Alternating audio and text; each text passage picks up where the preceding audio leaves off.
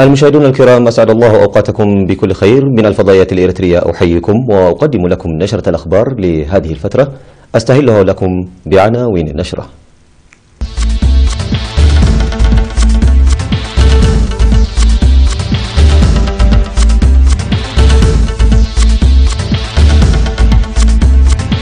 السفير صالح عمر يلتقي المسؤولين الأنغوليين. الاتحاد الوطني للمرأة يعقد اجتماع الهيئة التنفيذية. دعوة للحد من اقتلاع الأشجار. الأمم المتحدة ترفض قرار ترامب بشأن القدس. الأحزاب الانفصالية تفوز وتحافظ على أغلبيتها في انتخابات كاتالونيا. وخفر السواحل الفلبيني ينقذ 252 راكبا بعد انقلاب عبارة. كان ذلك موجز النشرة، وإلى حضراتكم الأنباء بالتفصيل يقرأها على حضراتكم نور الدين خليفة. التقى سفير إريتريا في جنوب أفريقيا ومنطقة الجنوب الأفريقي كبار المسؤولين في أنغولا في زيارة التي قام بها من 15 وحتى 19 من ديسمبر، وبحث سبل الدفع بالعلاقات الثنائية. والتقى السفير صالح عمر بوزير خارجية أنغولا السيد مانويل دومونغيس ونائب وزير الداخلية الدكتور جوس بامويكينا، وكذلك المسؤولين في وزارة العدل، وبحث القضايا ذات الاهتمام المشترك. وأوضح السفير صالح لدى لقائه وزير الخارجية مانويل دومينغوس أن لدى إريتريا وأنغولا تجربة متشابهة ومرتكزة على النضال، وأكد على استعداد إريتريا للدفع بعلاقات التعاون الجارية في المجالات السياسية والاقتصادية والاجتماعية والثقافية. وأكد الوزير مانويل من جانبه على تقوية بلاده العمل لتعزيز العلاقة مع إريتريا. عقد الاتحاد الوطني للمرأة اجتماع تقييم للهيئة التنفيذية والاجتماع الدوري السادس للمجلس المركزي من 18 وحتى 21 من ديسمبر بمدينة أسمرة. وقدمت في الاجتماع تقارير لفروع الاتحاد في أوروبا وأمريكا والسعودية والسودان لهذا العام. وأشارت التقارير إلى أنشطة تنظيم المرأة حسب مجالاتها وجهود التعرف على أسباب مقاطعة التعليم وإصلاحها، والدعم المقدم للمرأة المحتاجة، وفرص القروض والتأهيل. وأنشطة تعزيز مشاركة المرأة في السلطة السياسية ورعاية الأمومة والطفولة. وقالت رئيسة الاتحاد الوطني للمرأة السيدة تخاء تسفا ميكائيل لدى مخاطبتها الاجتماع إن برامجا كبيرة نفذت هذا العام لتحسين الحياة المعيشية للمرأة وتقييم تطور وتحديات المرأة خلال مسيرة 25 عاما، موضحة بأن الحفاظ على الإنجازات وإصحاح القصور يتطلب جهدا جبارا ومشاركة قوية للعضوات. وبحث الاجتماع وصادق على خطة العمل لعام 2018 التي اشتملت على تعزيز دور المرأة في القضايا السياسية، ورفع مشاركة المرأة في التعليم الأكاديمي والتأهيل المهني وضمان الخدمات الصحية، وتطوير مراكز التدريب ومؤسسات الاتحاد، وتقوية التصدي الدبلوماسي والارتقاء بإنتاجية المرأة المهنية الشابة في كافة المجالات. دعا الاجتماع التقييمي إلى أوضاع الثروة الغابية والحياة البرية لاتخاذ خطوات فعلية لوضع حد لاقتلاع الأشجار المستفحل في إقليم القاشبركة. وأوضح مسؤول سلطة الغابات والحياة البرية في الإقليم السيد تخست كفل مريم ومسؤول مراقبة الغابات والحياة البرية النقيب تولد تخلى في التقرير الذي قدمه إن عملية اقتلاع الأشجار مقلقة بالنظر إلى التي يتم غرسها، ويعرض ذلك للخطر وجود الحيوانات البرية والتنوع الإحيائي، مشددان على ضرورة المشاركة الواعية للمواطنين للحد من اقتلاع الأشجار لتدعيم أنشطة الحراسة وقيام القرى بالتشجير ووضع قانون صارم. وأشار التقرير إلى أن غرس حوالي 34% فقط من أكثر من 560 ألف شتلة أشجار معدة للشتل، وضعف التشجير الشعبي في الأراضي المجدبة، وإقامة الأندية الخضراء، وعدم تنفيذ مهام المحميات بفعالية أضر بأنشطة التشجير. وأوضح عن العثور على الكثير من الحيوانات البرية بينها 3 فيلة، وناشد على تعزيز العمل الشعبي المنسق للحد من الإضرار التي سببها اقتلاع الأشجار، إلى جانب أنشطة المراقبة والحراسة التي تقوم بها الجهة المختصة. وقال مسؤول سلطة الغابات والحياة البرية السيد أبرها جارزا في الكلمة التي ألقاها إن التفاهم جار للتخفيف من الإشكالية الموجودة بشأن وضع مقتلعي الأشجار، وأكد على وجود برنامج لتشديد أنشطة الحراسة والحد من قطع الأشجار لارتباطها المباشر بوجود الكائنات الحية وخاصة الإنسان. وأوصى الاجتماع لتوخي الحذر بالقيام بدراسات دقيقة أثناء منح تصاريح الفحم والحطب، وتشديد الإجراءات العقابية على مقتلعي الأشجار من قبل المحاكم الأهلية، وتوسيع أنشطة التشجير من القرى. نظمت في مدينة كرن دورة تأهيلية تعليمية لمعلمي ومشرفي برنامج تعليم الكبار القادمين من مختلف أقاليم البلاد. وأوضح مراسل وكالة الأنباء إيرينا أن الدورة التي استمرت ل5 أيام اشتملت على تطور تعليم الكبار وبرامجه المستقبلية، وأهمية توسيع مكتبات لتعليم الكبار، بالإضافة إلى أهمية برنامج تعليم عريوم والتطور الذي بلغه. كما قدمت لوائح تساعد لإصدار خطة 5.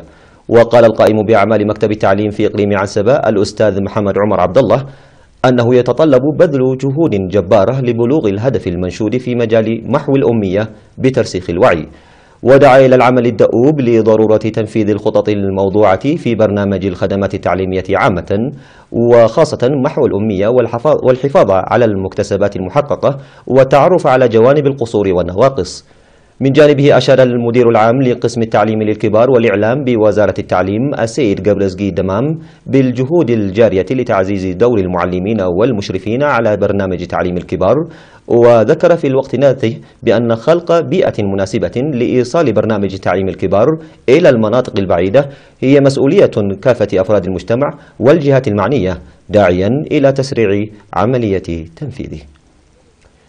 أعلن عن تحقيق تطور ملموس في رعاية الحوامل قبل وبعد الولادة بمنطقة روبروبيا بمديرية فورو. وأوضح المستفيدون من الخدمات بأن حملات التعبئة التي تنظمها المؤسسة الصحية المشيدة في منطقتهم أدى إلى رفع فهمهم ومعارفهم، مشيرين إلى ابتعادهم عن الطب الشعبي والعادات الضارة، وأنهم يحصلون كذلك على خدمات ملحوظة في رعاية الحوامل قبل وبعد الولادة. من جانبه أفاد مساعد التمريض في مركز روبروبيا زايد إبره بأنهم ينظمون إلى جانب الخدمات الصحية المقدمة سيمينارات توعوية وخدمات تطعيم ونظافة بيئية لتعزيز معرفة المجتمع، ودعا إلى وضع الحوامل في المؤسسات الصحية من أجل مضاعفة الجهود والحملات التوعوية الجارية للحد من المشاكل الصحية المتوقعة، مضيفا بأنه يجب بحث آلية لتجميع القرى المتناثرة. هذا ويخدم مركز روبروبيا الصحي سكان ضواحي روبا حداس وعربتو ومحفيد وروبروبيا، بالإضافة إلى بعض قرى ضواحي كومهولي ومالكا.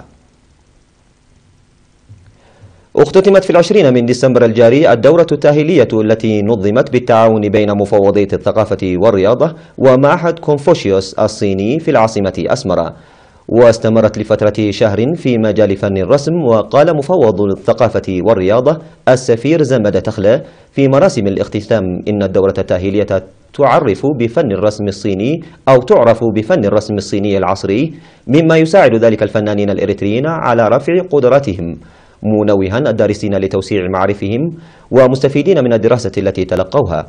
بدورهم عبر الصينيون الذين أشرفوا على الدورة بكفاءة الدارسين الإريتريين وإمكانياتهم الإبداعية، موضحين بأن الدورة التي استغرقت لفترة شهر واحد خلقت لهم فرصة لتبادل التجارب والخبرات. وأوضح الدارسون عن تراكم خبرات المدرسين الصينيين وإمكانياتهم العالية ورغبتهم الكبيرة لتمرير المعرفة، مشيرين إلى اكتساب معرفة متميزة. المشاهدين الأفاضل، كانت تلك الأخبار الداخلية. فاصل قصير وأوافيكم بالأخبار على الصعيد العالمي، ابقوا معنا.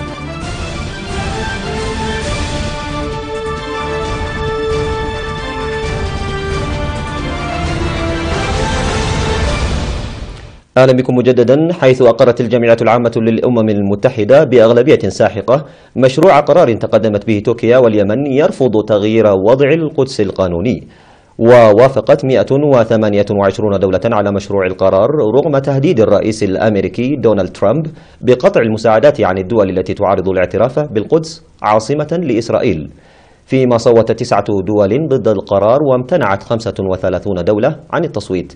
ويدعو مشروع القرار الولايات المتحدة إلى سحب الاعتراف بالقدس عاصمة لإسرائيل، كما يدعو جميع الدول إلى الامتناع عن إنشاء بعثات دبلوماسية في مدينة القدس، ويؤكد أن أي إجراءات تهدف إلى تغيير طابع مدينة القدس لاغية وباطلة.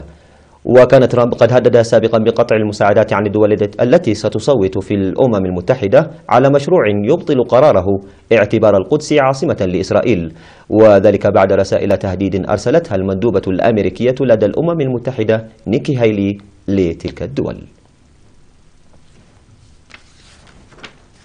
تقدمت الأحزاب الداعية لانفصال إقليم كتالونيا عن إسبانيا في الانتخابات البرلمانية الجديدة لتحتفظ بأغلبية المقاعد، الأمر الذي يهدد بمزيد من المواجهة بين برلمان الإقليم والحكومة الإسبانية المركزية.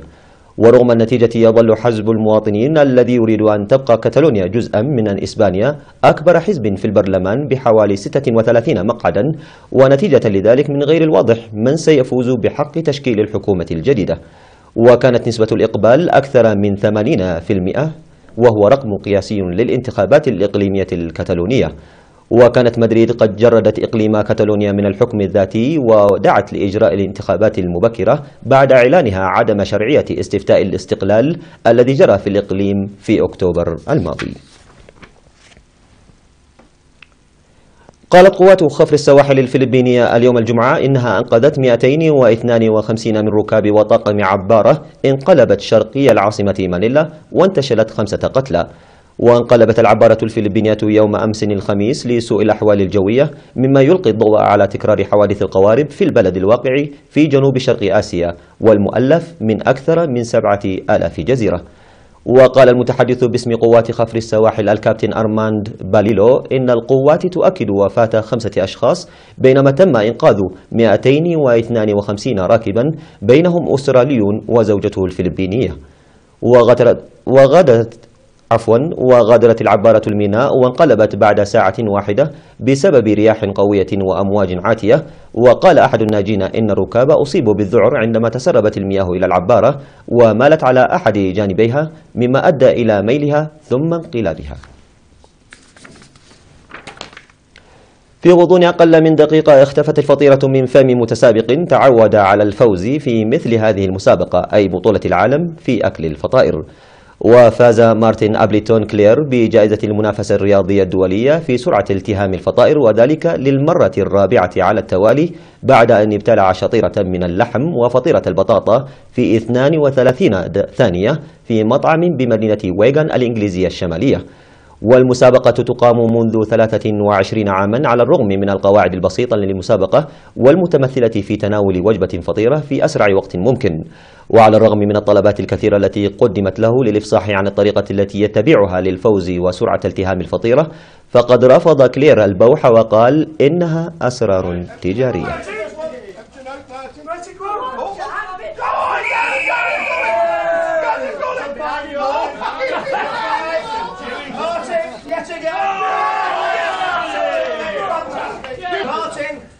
Time, Martin. 32 seconds. Dead. Well done.